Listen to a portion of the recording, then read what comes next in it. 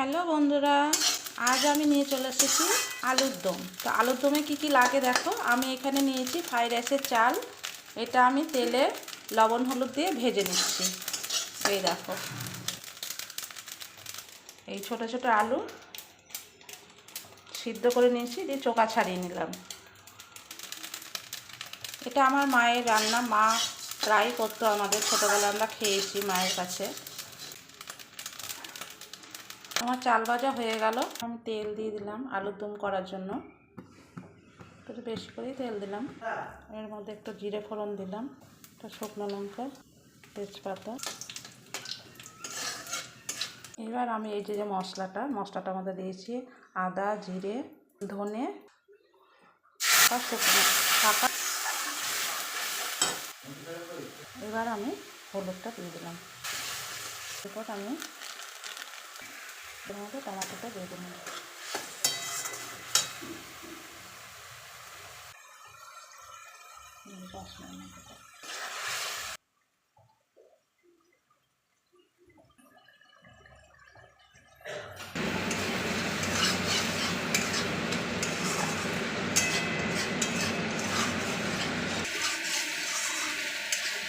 তো আমার মশলাটা কষানো হয়ে গেছে, এবার আমি আলুগুলো দিয়ে দিব।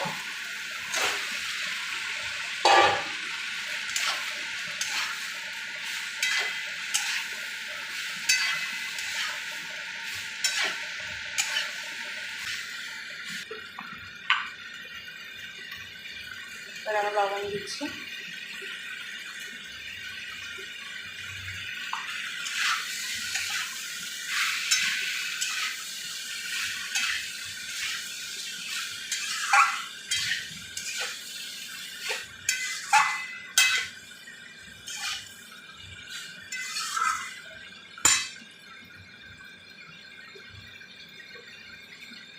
এই যে আমি চাল ভাজাটা ভেজে রেখেছিলাম, তো এটাও আমি দিয়ে দিলাম।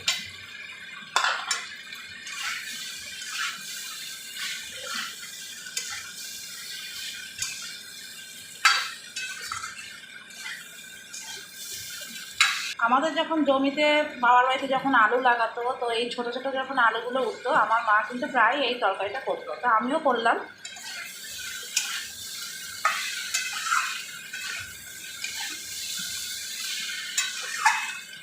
আমাদের জমিতেও আলু উঠেছে, এই ছোটো ছোটো আলুগুলো। আমিও ভাবলাম আমার মায়ের মতনই তরকারিটা করি।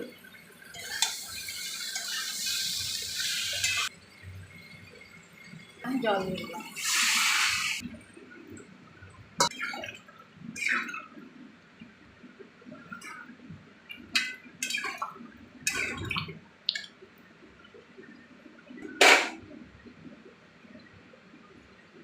এবার আমি ঢাকা দিয়ে দিব। এবার আমি ঢাকনাটা তুলে দিলাম।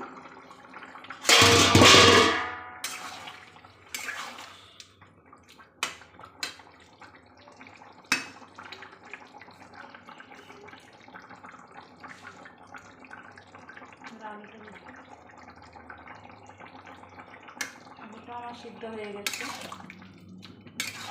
এর মধ্যে একটু ঘি আর গরম মশলা দিব। আমার তরকারিটা হয়েই এসছে প্রায়। এই যে আমাদের ঘি, এই ঘিটাই দেবো। এটা ঘি দেখাচ্ছে না, ঘি তো নাই।